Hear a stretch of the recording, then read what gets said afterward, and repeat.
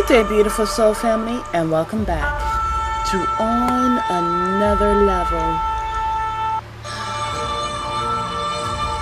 And upon waking up really early in the morning, what I was hearing about was like a trumpet cry. So it's so interesting. I'm just, whether I'm being understood or not, and whether I understand this or not, I'm just going to say the message.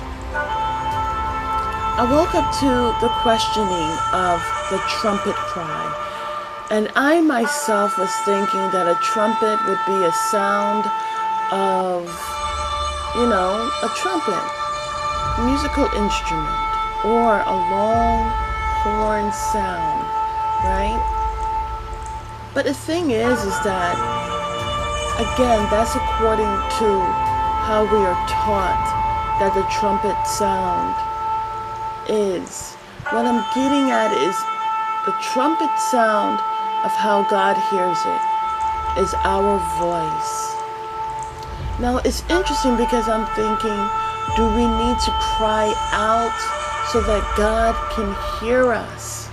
And the thing is that some are going to cry out, but it doesn't even need to be a cry out to where we are screaming and shouting. The question is, it's about agreement and alignment. So, are we all, even in the midst of our heart, crying out for change?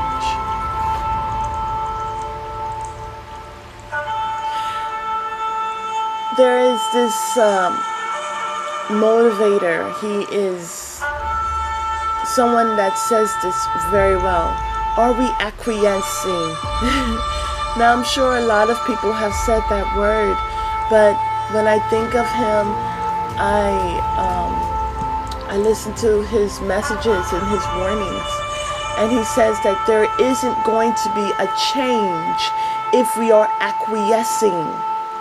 And so when I think about acquiescing and I think about the battle cry and I think about the trumpet sound, are we the ones that need to sound off the trumpet? Or are we, you named it, acquiescing? Are we ourselves bringing forth the change? And so then I turned to the Bible and I looked up trumpet sound, and I came up to 1 Corinthians chapter 14, verse 8. And it says, "For if the trumpet give an uncertain sound, we shall prepare himself to the battle." And I feel like there are those that want things to go back to the way it used to be. But it's not to the actual way that it used to be in reference to God Almighty. It's like there are people who want it to be how it used to be, where they were asleep and things were happening and it was allowed to happen because they were sleeping. But now those times have long gone. And to a degree, we should be thankful that those times are gone and that we're finally awakening. But the question is are we making some type of sound that is distinguished among the heavenly realm?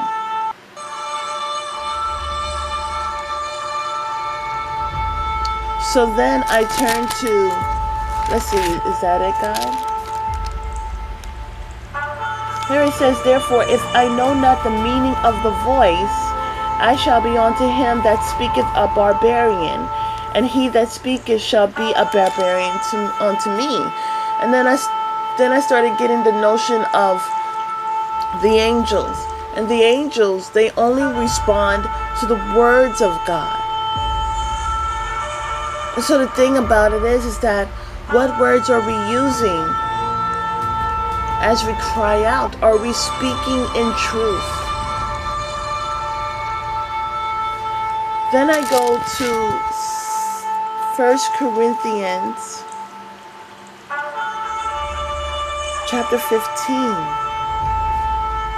Here in 1 Corinthians chapter 15 verses 40, it says,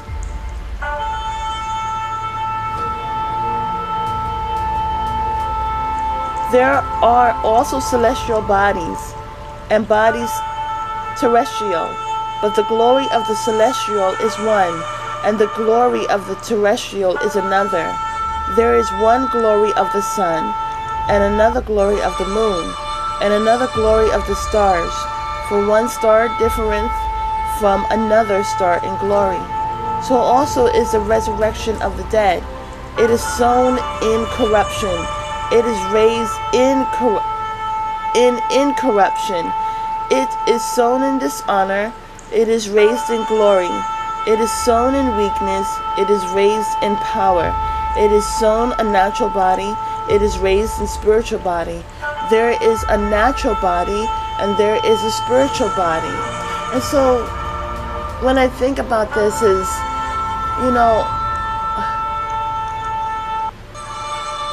I see the pattern of it happening where there's corruption in the land. And then right before there is change is because of a loud cry. It's because of people crying out for God. And the thing is even in the midst of our heart, are we crying out for God? Are we crying out for change? Or are we ourselves trying to keep things the same? Are we trying to keep on to this earth that is ever so changing? And which part of us is crying out? Is it this physical part that is crying out, knowing that we must go to God in spirit and truth? Or is it our spiritual cry? Here it says, and so it is written, the first man Adam was made in living soul. The last Adam was made a quickening spirit.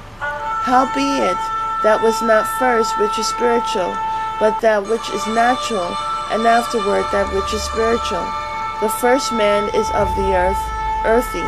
The second man is the Lord from heaven. And is the earthy such are they also that are earthy? And as is the heavenly, such are they also that are heavenly? And as we have borne the image of the earthy, we shall also bear the image of the heavenly. Now this I say, brethren, that flesh and blood cannot inherit the kingdom of God, neither doth corruption inherit incorruption.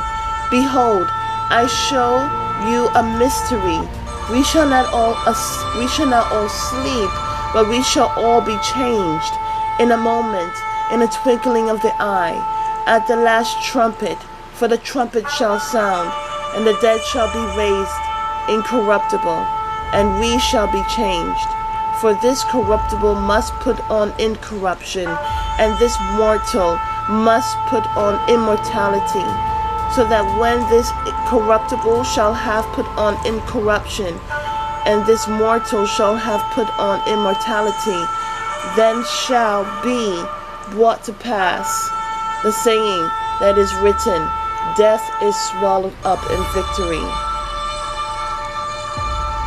And my thing is that how are we crying out for God? And what are we crying out for God for?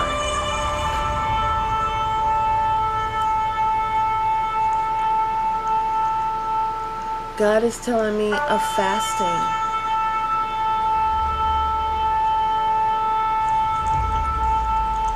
Within our body, there is the spirit and we have the flesh. By what means are we crying out? Is it our flesh? Because if it's our flesh, then it's going to cry out for fleshly things. But when it's our spirit cries out for spiritual. And so we have to ask ourselves this question.